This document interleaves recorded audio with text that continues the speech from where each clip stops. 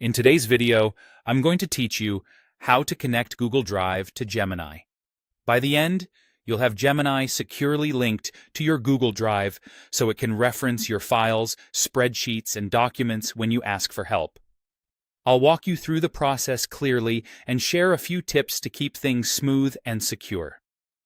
First, open your web browser and search for Gemini. In the results, look for the official Google Gemini site from Google. It should clearly indicate it's a Google product, and the address bar should show a secure connection. Avoid lookalike sites or third-party pages. Starting from the official page ensures you're signing in safely, and that settings appear where you expect them. Once the Gemini page loads, sign up or sign in.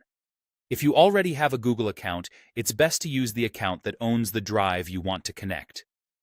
If you have multiple Google accounts, double-check which one you're using by looking at the profile picture or email at the top right. This simple check prevents connecting the wrong drive later. After you're in Gemini, open the settings. You'll usually find a gear icon near the top or within a menu on the page. Click it to open Gemini's preferences. From there, look for the section labeled Connected Apps. This is where you manage what services Gemini can access on your behalf. Inside Connected Apps, find the option for Google Drive and switch it to On. The moment you enable it, a pop-up will appear asking for permission to access your Gmail, Google Drive, and Google Docs. This is normal. Gemini uses these permissions to read file names, open documents you select, and help draft or summarize content you explicitly request.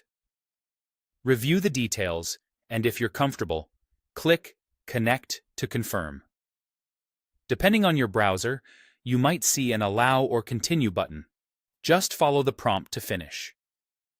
After confirming, you should see that Google Drive is now active in Connected Apps.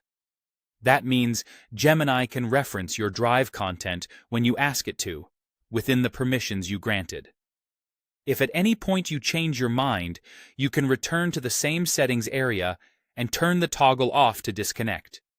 If you run into an error, make sure you're signed into the correct Google account, that your browser isn't blocking pop-ups, and note that some work or school accounts may have admin restrictions. And that's it. Your Google Drive is now connected to Gemini and ready to help you work smarter.